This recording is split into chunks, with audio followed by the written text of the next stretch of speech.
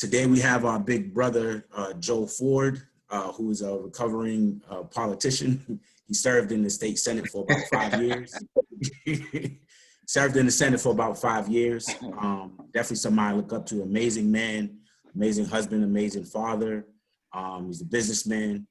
Joe, would you like to tell the folks a little bit about yourself? Yeah, so I appreciate the introduction, and I'm glad to be here. So before I became an elected official, I am a husband and I'm a father first.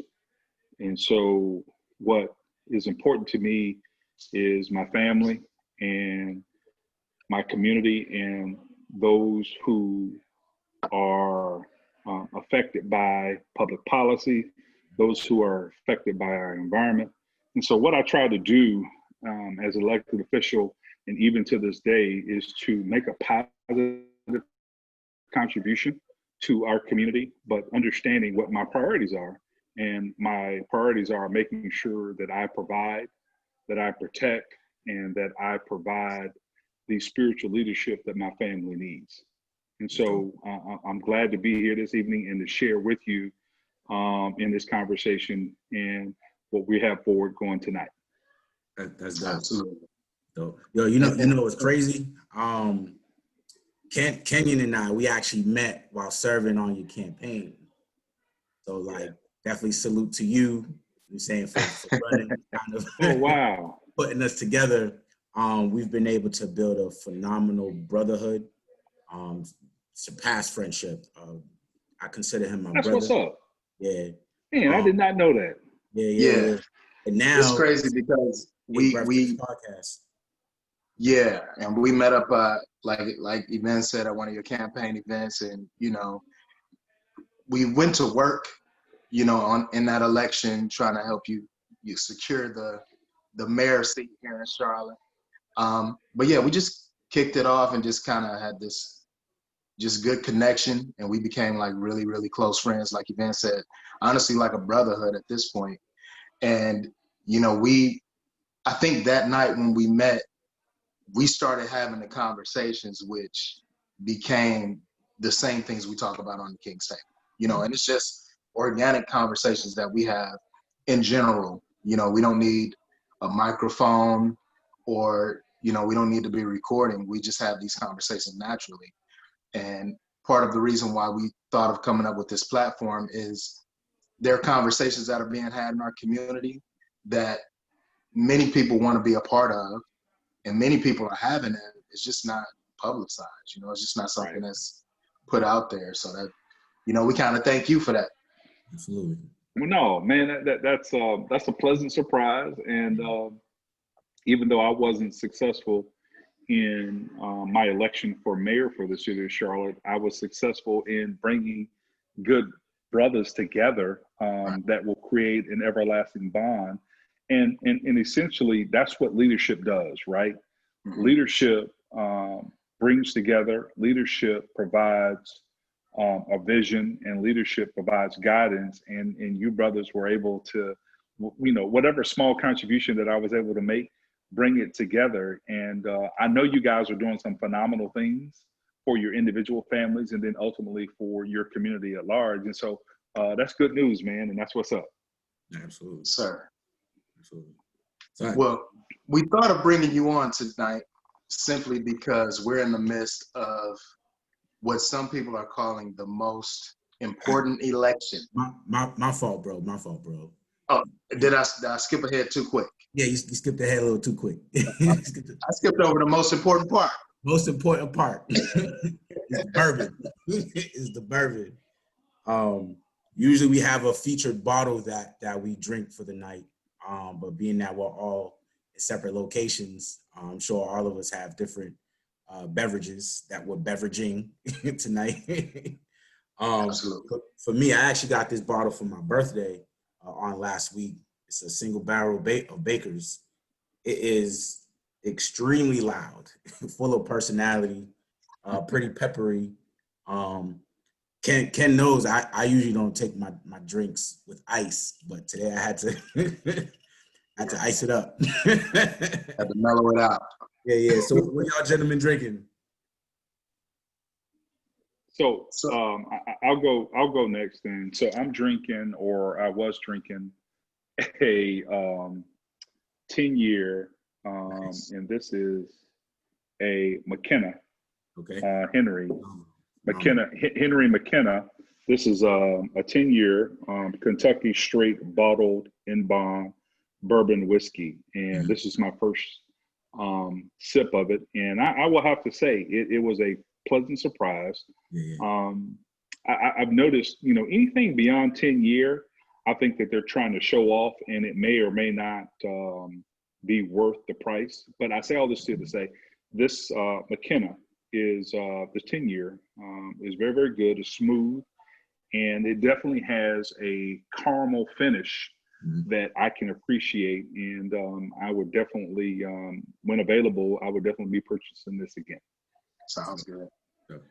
So since we're recording this on November 1st, 2020, which is actually the day after Sean Connery passed away, Mm. who Yeah. I think is kind of like the embodiment of cool, right? Since he played James Bond. I think all James Bond actors are kind of built against him, right? Yep. So I'm drinking Gentleman's Jack, right? Okay. Because like Sir Connery, it's super mellow, super cool, lightly smoky. It's got a caramel finish to it. Yeah, it's just a good go-to budget whiskey, and it's actually one of my favorites. I was just sharing with events that is one of my top 5 drinks. Uh, just got this thing on some whiskey rocks, nice and mellow, and I think it's a great conversational beverage. Absolutely. It is. And so since you're on the Jack Daniels, I will say if you have either of you have tried the Jack Daniels Sinatra, Mm, that is a very nice drink as well. yes, sir, it No, is. I haven't had it. Yeah, It's fun. most definitely. Next time we get together, Mhm. I'll make sure that I secure a bottle for you. But it is a nice, smooth, easy drink, and Nice. Jack Daniels really did a very good job when they distilled and bottled the Sinatra. So I have to give my tip my hat to Jack Daniels. Nice. Awesome. Good stuff. Let's get So right now into that it. we got the pleasantries out of the way, Mhm. can we jump in? Absolutely. And Joel, like I was saying, we're in the midst of what some folks are calling the most consequential election in American history. And you being a previously elected public official, you got, I think, very valuable insight on the other side. Right? I mean, because us as voters and campaign volunteers, we have one perspective, but you as an elected official, I think you have a different perspective on what's going on. And we value that. So we kind of wanted to get your opinion on some things. And, you know, it's last minute, but if we can provide some type of election survival guide, we'd love to be able to do that for the people. So I guess my first question to you, Joel, is why is it so important for American citizens to be involved in the political process? Well, thank you for the question, and hopefully I can provide a little bit of insight. And so this is what I will say to you. There is a couple of political phrases, all politics is local, and the best form of government is government closest to the people, right? And so what that phrase means to me is that your local elected officials, city council, county commission, your district court judges are making decisions that are going to have an impact on our day-to-day lives quicker and more readily available than that of president and in Congress. Mhm. And so I think it's important for people to understand what's important to them, right? So, I talked earlier about my family and what's important to me. So, my family is important to me, my community safety, the safety of my wife and my daughter, they're important to me, as well as, healthcare is important to me in terms of being able to have access to affordable healthcare, which is different than Medicaid expansion. And so I am a person who has had the opportunity to serve, and a person who has had the opportunity to serve other elected officials. And so before I got elected, I was chair of the local party here in Charlotte-Mecklenburg. And so I know a lot of elected officials, and I've gotten the opportunity to watch and observe them. But, party affiliation may or may not align with your individual goals and values. And so I just think it's important for you as the individual to understand what's important to you. And so right now, I have a daughter who is in the 10th grade. So public education is important to me. I am a supporter of school choice. A lot of people don't like school choice. And so this is what I do know, is that your zip code should not determine the quality of your child's education. But unfortunately, it does. And so I am a person who is willing to support the empowerment of families and individuals as it relates to their child's education. And so I want you to have a choice. Very good. And so, I mean, as you spoke about it, all politics is local. And I agree with that. I think sometimes, like, we get a lot of mass media, the quote unquote mainstream media pushed to us. And it also I think sometimes it takes away from how important our local elections are. But if you had to say right now, there's a lot of anxiety around this election and everything. Do you think people have something to genuinely be worried about?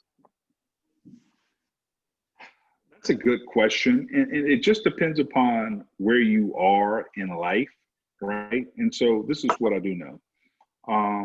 Depending upon where you're in life, you're going to vote to protect your interests.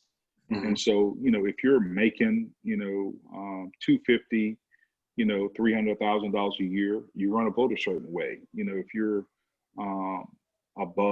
slightly above the poverty line, you're typically to vote a certain way. And so I just think that it's important, though, for us to mature and graduate from political affiliation and vote our interests. And I think it was Shirley Chisholm back in 1971, right? She had a campaign slogan, and that was this: I have no permanent enemies, I have no permanent friends, only permanent interests. And I believe that if we as a community would get back to that, of the importance of the permanent interest, we'd be a lot better off. I think that the biggest prison, well, one of the biggest prisons is party affiliation. And that kind of locks us up into not really having a voice, not really being able to explore options, and even like bounds us to hold the candidates that we put in office accountable. Because I'm Black, as your boy Joe Biden says, I'd be foolish not to vote for him. Nah, you don't appeal to me or anything or any of my values. So does that make me not Black? Okay, sure, I won't be Black then. I'll sit this Black one out. But I think that for me, my personal conviction is I don't believe in the two-party system. I just don't. It serves, especially as being a Black man, it doesn't serve me any good. And it just allows the party to pimp me. I'm saying pimp me for my vote. It does. And so, you spoke on something that's very, very powerful as it relates to, and I've been saying this for years within the Democratic Party, and that is stop taking the Black vote for granted. Mm-hmm. And they have yet to hear me on that. And I think that, they've had some successes and gains in the last election cycle. I think that they're in for a surprise this election cycle, to be quite honest with you.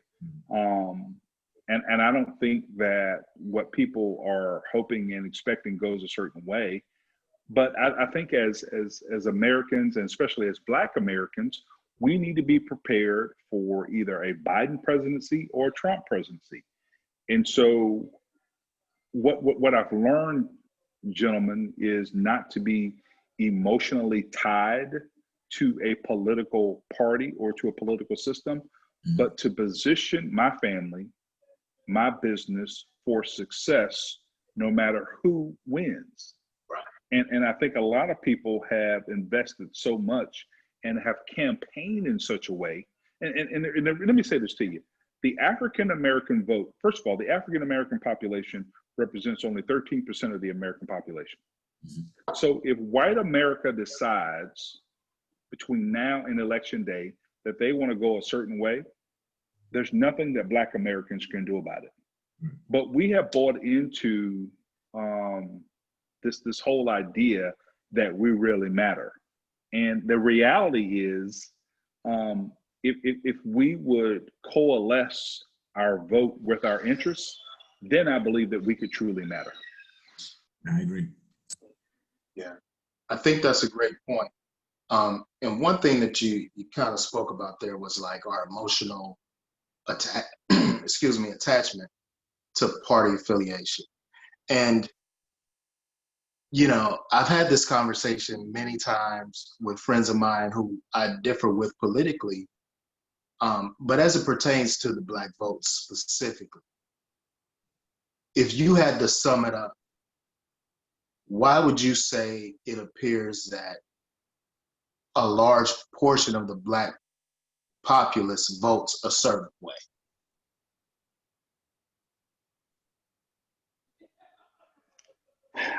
I would think that, you know, that there's a certain level of conditioning, there's a certain level of convenience, there's a certain level of complacency with that. And I'm guilty of that. Only having served in our state government and then getting an opportunity to see how legislation is actually made and produced and the impact of that legislation that can have on local communities, that I began to understand that our interests may or may not align with a certain political party.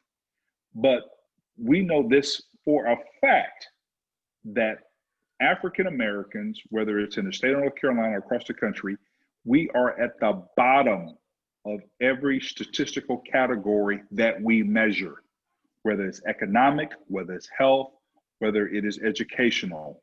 We are at the bottom. So why would we not want to have a community standard and agenda and then get the political parties to represent that? And then that particular party that would be able to advance public policy, that particular political party that would be able to move public policy that would favor our interests, why would we not want to do that? Yeah, and I agree with that. So he's kind of controversial, but Dr. Umar Johnson has talked about establishing a national Black union, which I think is a really smart idea in the sense that Black voters, Black people in general, we're not necessarily a monolith, but I think if you were to poll us across the board, you will find some things that seem pretty similar from A to Z for Black people. Like we have some certain values that tend to be the same no matter what Black community you come from, you know? And I think if we were to, like you said, to coalesce around that and then vote those interests, I think we could start to exert our political power. And I think about the ways that, for instance, Republicans, in which, you know, I'm sure this is familiar to you, back when Mitt Romney lost the 2012 election, he kind of went on this tour of talking to the Republican Party and saying, listen, we're always going to lose the minority vote if we don't change some of our stances. And for a while there, they seemed to be kind of serious about leaning into some of the things he was talking about. And then, of course, some things changed, you know, with the National Party that have kind of made him kind of step away from some of those initiatives, you know?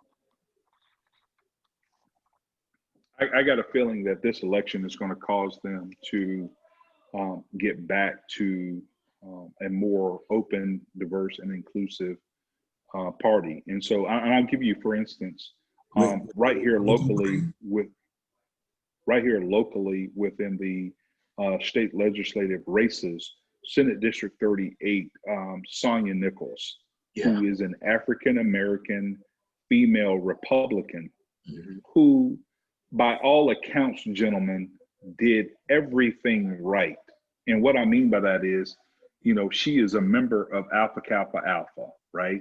She is one of the local founding members of the Jack and Jill chapters here in Charlotte-Mecklenburg. She is a member of the University Park Baptist Church. She and her husband both are very active members in the local church.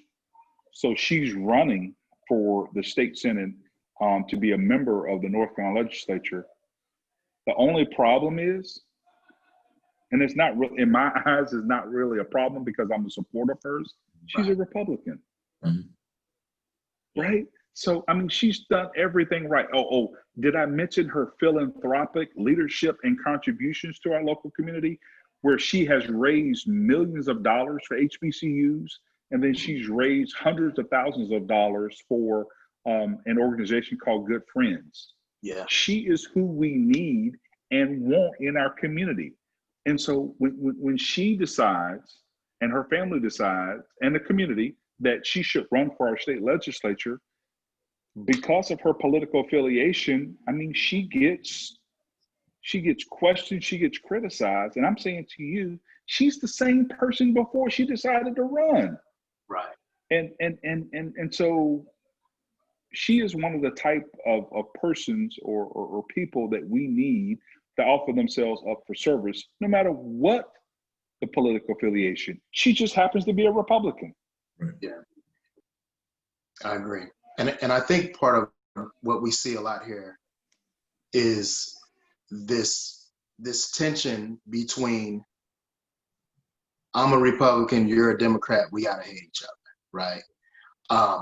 Because I agree with the events, like a two-party system. I think the founding fathers have to be rolling over in their graves, looking at our political system, because none of us fall I would say very few of us fall very neatly in each one of those categories, right? I was having a conversation with a very, very staunchly conservative friend of mine, and we started talking about this election back about a year ago. And I told him, for Democrats, the best thing that can happen to them is Joe Biden looks coherent and lucid on a debate stage. And he said, well, it's impossible. He can never do that. He's not the candidate. Your best bet is somebody like Elizabeth Warren or Cory Booker as a Democrat. And I told him, no, because the party's not as far left as you see it from your side, right? Like Bill Maher has a saying that Black voters are practical, and they saved the Democratic Party from Bernie Sanders in a sense, right? Because in South Carolina, of course, we know that was like the tipping point. So as it pertains to Black voters, why do you think there's less Black Republicans today in 2020 than there was, say, 40, 50, 60 years ago? Well, I think that the Republican Party has made a conscious effort to reach out to Black voters, and I think that they're growing their ranks, maybe not as quickly as some would like, but I do believe that they are growing them. And there are a lot of Black, I would say, quiet Republicans. And so, but if you look at the historical trend, especially among Black men, so Black men have been disaffected by the Democratic Party, and they have been leaving the Democratic Party. And I think the last cycle was like 13%. And I think that the Trump administration, Trump campaign is looking for 20% this time. So as more and more Black men leave the Democratic Party and vote Republican, I think that you're going to see a difference in elections to come. Because, and I've been saying this, and so the Democrats have been extremely upset with me, but I've been telling the Democrats since 2010, stop taking the Black vote for granted, right? It seems like the Democrats can jump on every special interest that there is, from the environment to other special interest groups, other than their base, which is the Black voter, in terms of making sure that we have specific policies designed to address their needs. They haven't done that. And so what they've done, gentlemen, is that they've created an opening for anybody else to fill. The problem is that the Republicans historically have not packaged their public policy solutions as a solution for the Black community. And so I'll give you a couple of quick few, right? So when I was in the state legislature, House Bill 972, if you gentlemen will recall, after the Keith Lamont Scott case, the local Democratic leadership kept complaining that they did not have the ability to release the body camera and dash camera video from police. Well, the Republican leadership supported legislation that would provide for a process to release the body camera and dash camera from police video here in the state of North Carolina. And so I, as a Democrat, because I live in my district, I live among us, I knew when I read the legislation, this was not a bad thing for us, right? So I got widely criticized for supporting a Republican-led policy, which I found to be a solution. Long story short, the Charlotte Observer, some couple of years ago, had to, well, they didn't have to, but they did, like on page, in the local section on page 2 below the fold, they said, we happily apologize. House Bill 972 worked. And so all I'm saying to you is a good public policy idea is just that. It's a good idea, no matter if it's Republican or Democrat. But because the media and because of a lot of us, because who's providing the solution, we get caught up in the partisanship of it rather than the actual solution. So House Bill 972 was one. Number 2 was NC Promise. NC Promise lowered in-state tuition for a certain number of schools, and Elizabeth City State, Western Carolina, Pembroke were some of the schools that lowered the tuition for those public state schools, which is what we want. But because it was a Republican-led initiative, people got up in arms about it, thinking that they were trying to close these schools. They didn't close any schools. They actually provided a public policy solution. So between raising the, lowering the tuition, House Bill 972, and then I'll give you one more, which is raise the age. The state of North Carolina was the last state in the country to charge juveniles for nonviolent offenses as adults. The state of North Carolina changed that legislation. That was a Republican solution. Who do you think was being disproportionately impacted by charging juveniles for nonviolent offenses as adults? Black kids, Black youths. Yeah. So, but the problem is, again, I go back to the Republicans did not package or market those public solutions as Black solutions, but as the right thing to do. And so therefore we get what we get, in 2020. How should we even feel about this election? Like between the two like marquee candidates, as a community, how should we feel about this? In terms of what race, or in terms of well, you have to break that down for me. Well, as far as our choices to lead this country for the next 4 years, like as a community, like how should we feel? Number one, as a Black community, but then number 2, if you could speak to like how business owners, because we're all business owners. Yeah, I think it's fair. Yeah, I think it's fair to have both perspectives. Mm-hmm. Ooh, oh man. Let's be clear. The Republican Party has been more pro-business than the Democratic Party. Mm-hmm. Yeah. From a taxation standpoint and from a regulatory standpoint. So whoever's going to watch this later or who's watching it now, you can't argue with the public policy philosophy of low taxes and less regulation. So if you're a business owner, whether you're black or white, that's in your favor. Just like when we give all of the flexibility and we give a lot of leniency to corporations, it is really up to the corporations to quote unquote do the right thing. And then when they don't do the right thing and the community ends up getting hurt, that's when we get in a whole bunch of regulation. Yeah. So, but when you're looking at brass tacks, it's the Republican Party who understands business. Mm-hmm. And look, I get it. There are a lot of Democrats out there who says you can't put people over profits. I'm not putting people over profits. I'm just saying to you, Zig Ziglar said this a while back. Money isn't everything, but it is the closest thing to oxygen that I know. That's facts. Words of wisdom. Try to live without it. Yeah. So, I mean, with that though, like one thing you spoke on there, which is huge, is regulation. And so we've seen things like, for instance, the Glass-Steagall Act kind of the teeth have been kind of taken out of it, for instance. And a lot of people got hurt because of it due to the financial crisis, for instance. And I don't think a lot of people know this, but deregulation happened on both sides over the last, 20 years to get us to that point. However, it does seem like the Republicans, not to single them out, seem to be a bit less concerned with those regulations that may, in effect, shield people from a free market or the negative side of a free market to an extent.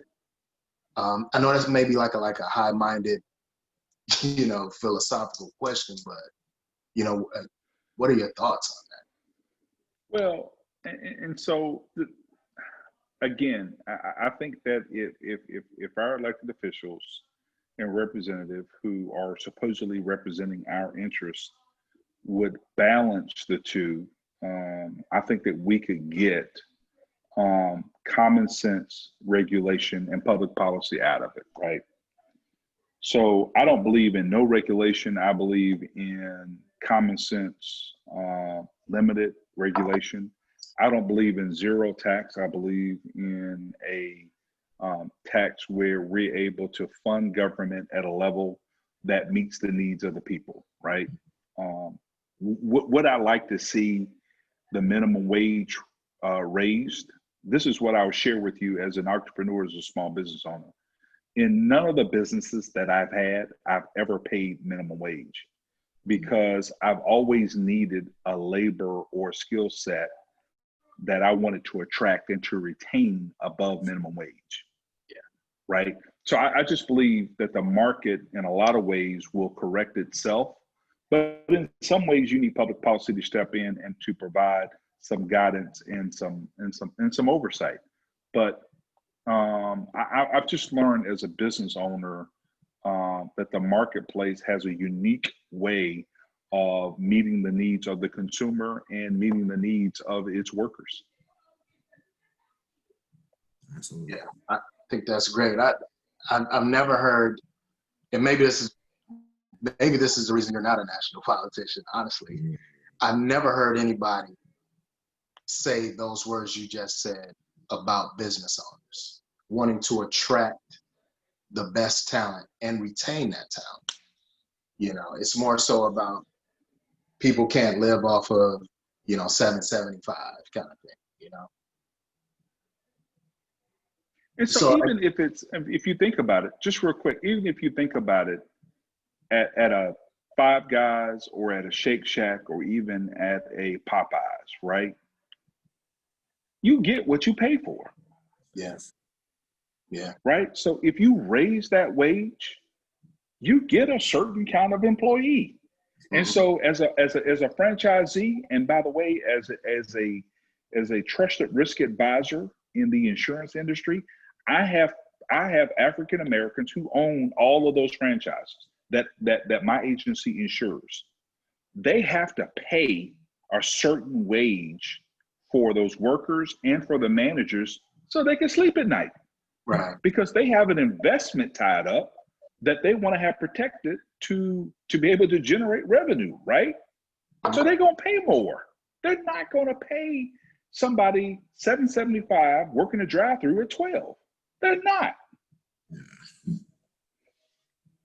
And And so, like you said, if you're going to pay somebody minimum wage, you're going to get minimum effort, and your customers are going to suffer, and the business as a whole is going to suffer. Like as an employer, like I pay my guys well because there's a certain attitude that I look for. I want to be able to walk off a job site and not have to worry about them saying like them. Was it done right? Drink right. Was it done right? Or if they're drinking on the job. Because guess what? It's going to come back on you. Absolutely. As the owner. It's going to come back. It's going to fall back on your reputation. And eventually the word will get out that this particular guy, this particular company doesn't do good work. Yeah. And so to me, that is the market correcting itself. Mm-hmm.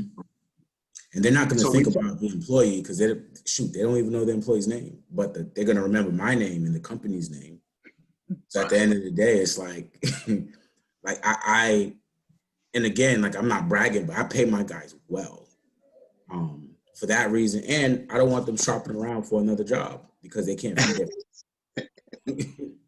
their families. And for me, like I know my guys are extremely grateful for the opportunity. But, you know, at the end of the day, I got a family, they got a family. So we all have to eat and be happy. And the worst thing would be for them to have a part-time job.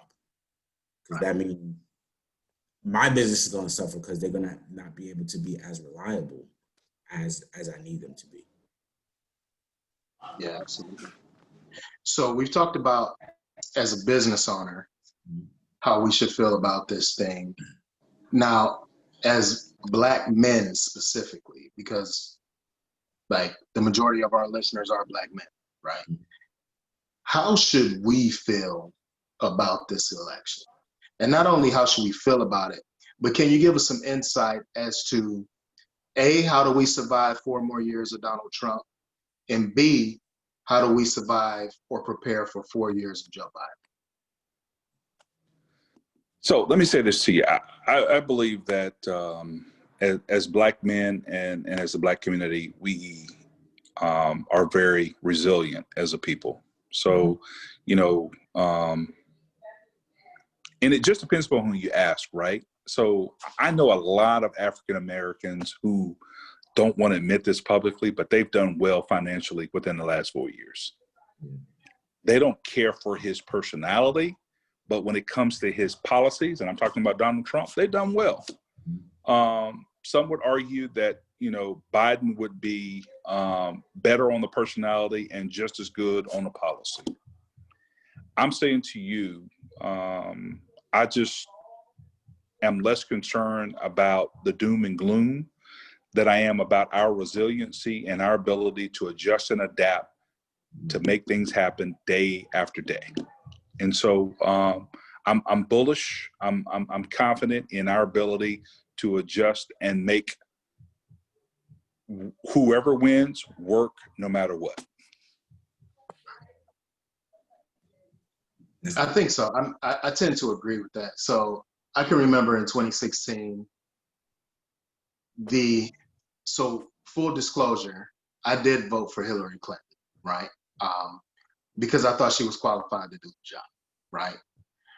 But I remember the day after the election, and so many people around me had this severe doom and gloom, like, man, you know, like this is the end of the world. You know what I mean? And right. I don't remember feeling that. I felt disappointed that she lost, absolutely. Right. In the mechanics of how she lost, most notably that James Comey letter, but that's a different subject. And so when she lost, I remember thinking like, dang, you know, that's kind of disappointing or whatever. But Black people have, for better or for worse, we have survived, right? Um, and you know, some people started making jokes like, well, we've always been under oppression in this country, so if more oppression comes, it's like, come what may. And I think, but now looking back on that 4 years later, I think the fact that we were inviting or receptive to more potential oppression as like, whatever, we'll survive it. I think that's the wrong thought. I think we need to be like, how do we convert that thinking like, okay, we'll just survive this to how do we thrive? You know, how do we turn that train of thought around? Well, one of the things that I've learned, and I'm gonna drop this one on you, a friend of mine who he is a CEO of a very large multifamily housing, urban housing development within Louisiana. Mhm. And he said, look, you know, I stopped listening to CNN, I stopped listening to Fox, I stopped listening to MSNBC, and I started listening more to CNBC. Yeah. He said, because the numbers don't lie. True. And so I just think that, you know, if you're listening to this call, and if you're in business or if you want to be in business, you got to watch more of Bloomberg and CNBC to listen to what the market trends are, to see where industry is going and see what is happening in the marketplace. And I think that they provide enough public policy as it relates to the impact of that so that we can be more informed. And so, again, I've learned over the years through my experience that if you empower people like you two, right? When I say empower, if we can get it to you, I'm talking about financially, Evans, my expectations, if I can get it to you, I should be able to get it through you. And if I'm getting it through you, then the community will benefit. But if you and your business is not successful, then we're in trouble. 100%. And I think as far as like thriving wise, what has been holding us back is we're not really galvanized, right? As a community, because we could look at every other community, they're galvanized and they have an agenda.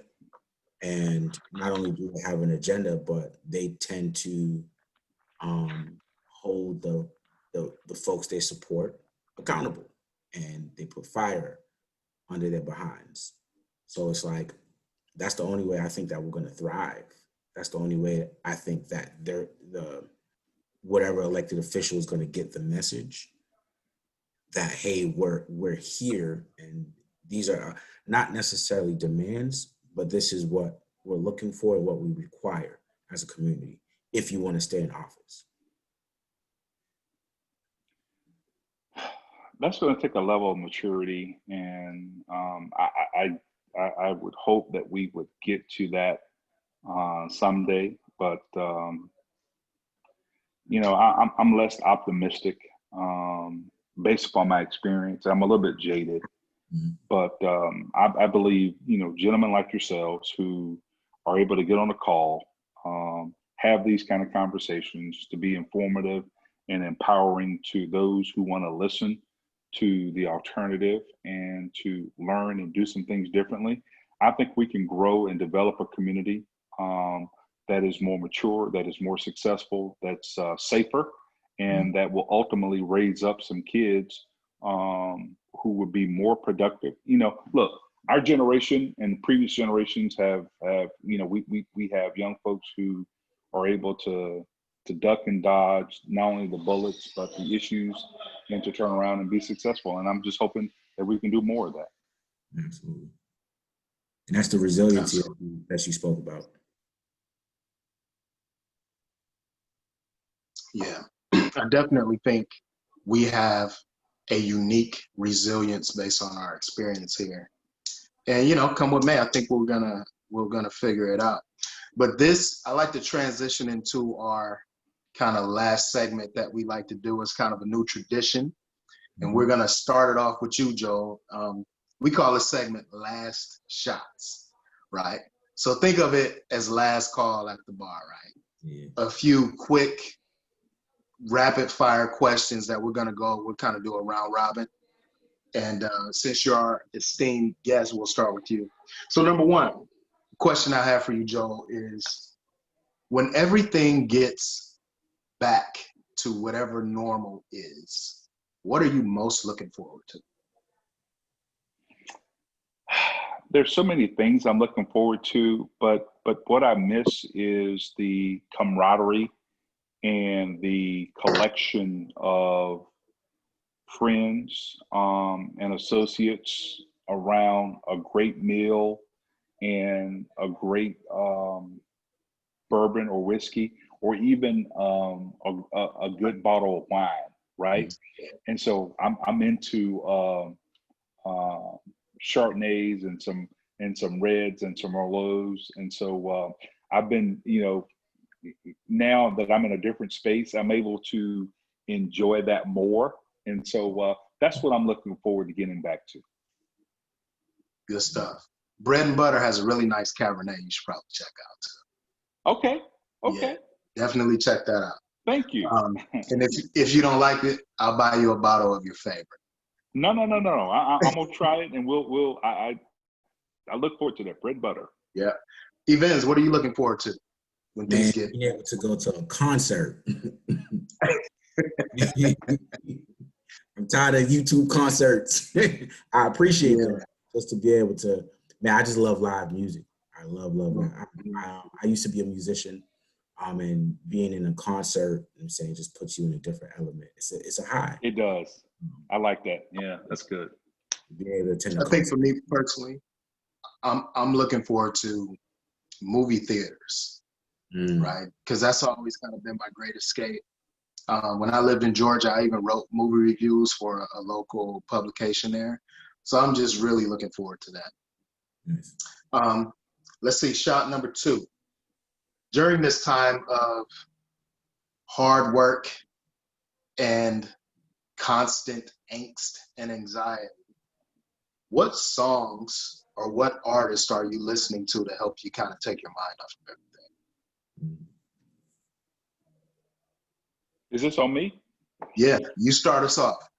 Okay, so I'm old school. I'm still a gospel guy, so there's nothing that will, I think, ever take me away from the Gospels in terms of music. But I'm also, my music catalog varies from gospel to jazz to old school hip hop. When I say old school, I'm talking, I'm a golden era hip hop guy in that, that mid late 80s, early 90s hip hop. So you play me anything in that era, that has a way of energizing me and getting me up. Good stuff. Man, I'm an island kid, so like listening to soca to lift my spirits. Talking about the message of partying, living, enjoying life. And I'm a big James Brown guy. So like my favorite hands down song is Doing It to Death. That's one song, like let's say I could only listen to one song for the rest of my life. It's gonna be Doing It to Death by James Brown. But not 9 times out of 10, especially to like lift my spirits, I'm listening to soca. Yeah, that's cool. I would say for me, Nas is, in my opinion, the greatest artist of any genre. So anything Nas I've been listening to quite a bit, especially since we're dealing with so much like uncertainty. Mac Brock, who used to lead worship at Elevation Church, he has a song on his solo album called Still in Control. And that's been one that I've kind of played on repeat here lately. Just because I just think we have to remind ourselves that, hey, at the end of the day, you're going to have to survive whatever happens, right? And if you believe in any type of higher power, then most of us believe that higher power is in control in some sense. So that's kind of been my go-to. If I could Go just ahead. throw this in real quick. Yeah. Golden era hip hop, Joel. Have you heard Busta Rhymes' new album? No, I have not. What? So Ken and I was actually, debating this the other day. So it will bring you back, bro, to the 90s. But it feels I could not skip not one track on it. In fact, I listened to every track on that album twice after hearing it the first time. Like I got on that back. Busta Rhymes. I'm gonna get on it tonight. All you had to do was say it. Yeah. Okay, all right. I'm a Nas guy That's too, it. right? I rock with Nas, but in my opinion, this album was better than the Nas album. So See, I go back and forth between Nas and Jay-Z. So I mean, I hear you, but since y'all got me on the sidetrack now. See, I'm a huge Eric B and Rakim fan, right? Oh, okay. I just, I can do Big Daddy Kane. I just respect those artists who, and again, I realize a lot of it is environmental, and they were able to rhyme and rap in a way that spoke to me during that time. So yeah, absolutely. Yeah, I mean, clearly Events has already given Busta Rhymes a Grammy and 5 mics. But it is a very, very good album. Very good album. I'm looking forward to it now. Mm-hmm. All right, so I guess my last question. I know we've been kind of light, but I got to bring it kind of heavy to take us out. And this is a question that I've seen a certain TV personality ask a lot of politicians. What do we do in the event that if Trump loses and he decides he doesn't want to leave office, what do we do? Oh, that's simple for me. You have to, enforce the rule of law.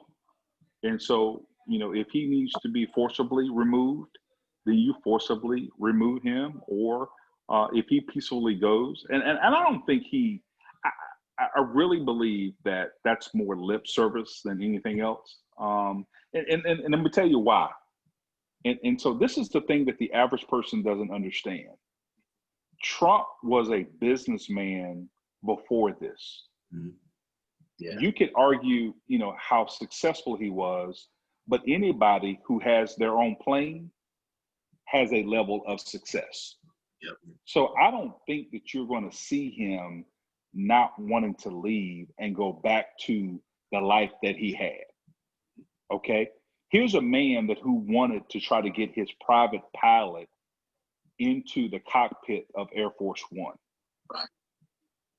Okay. So the average person, I don't think understands that level of success that he had when he could get on his own plane and go to his own tower, which is Trump Tower. So I really think that, he was, talking out of the side of his neck that he normally does. And again, I think Trump is, and I said this before, he is transactional. He is a master marketer. And I will not underestimate someone like that. But at the same time, I believe that we have rules and laws in this country and that we need to follow them. And when you lose, you need to vacate.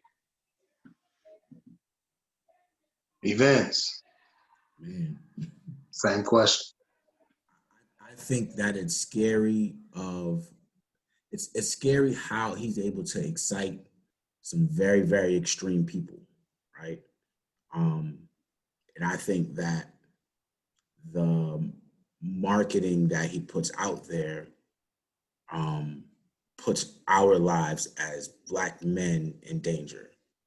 So if he decides not to leave office, I think if he decides to leave peacefully or if he decides not to leave, either way is going to excite his followers. And those followers aren't necessarily fans of melanated people. So being that as a Black man, I'm already a target, bro, that means I just got to bear my arms. It's scary because at the end of the day, I have a family that I need to come home to and that I want to come home to. So it's just scary that, you know, we're kind of put into this position where we have to, you know, watch our back even more. And to the point now, we got to bear arms because we know that there's folks out there that has no good intentions for us. So for me, I think, like Joe articulated, he's a very successful, for better or worse, he's a successful businessman. And I think, in some sense, I think he misses a private life. So if he were to somehow lose this election, I do think he will leave. And I'm honestly, I'm less concerned about him staying. I'm more concerned about the lame duck session to see what kind of legislation gets pushed through without any real, you know, legislative foresight or oversight. And, you know, I think we just have to trust that our military, of which I am a proud veteran, that they will uphold and defend the Constitution, which is our oath. Mm-hmm. So, I mean, that's what I'm looking forward to. But Joe, That's what's up. Yes, sir. last little segment here. Just want you to give you an opportunity really to tell the people where they can find you, what you have going on, and how they can get in touch with you. Oh, I appreciate it. Let me say this to you. I've enjoyed this conversation, and I'm gonna hold you two accountable for getting together again, whether we do this in a formal way like this or an informal way. I have enjoyed this, and this has truly been not only inspiring, informative, but it has lifted my spirits this evening. And so I'm on Twitter, I'm on Instagram, I'm on Insta, I'm on Facebook. And so all you got to do is look up Joel Ford and you can find me. And I have a commercial insurance business that's called Partners Risk Strategies. You guys can look me up if I can be of any assistance to you in that regard. Awesome. Well, Joe, I just want to commend you, and I want to thank you so much for joining us. I want to commend you for your dedication and service, not only to our community, but to our state. I want to thank you for being a great example for those of us in our community who want to be strong business leaders, strong community leaders. I also want to say that I truly respect the fact that you can see things from both sides without villainizing other people, right? Or vilifying other people, rather. And I definitely want to say that we appreciate you, we respect you, we love you for coming on with us and spending some time, and definitely looking forward to getting together with you soon. And so if we can raise a glass, you know, a virtual cheers to you and your family, and we'll Hold on, see you soon. I gotta pour it real quick. Cheers. Yes. Thank you, brothers. I appreciate it. And I look forward until the next time. Yes, sir. Absolutely.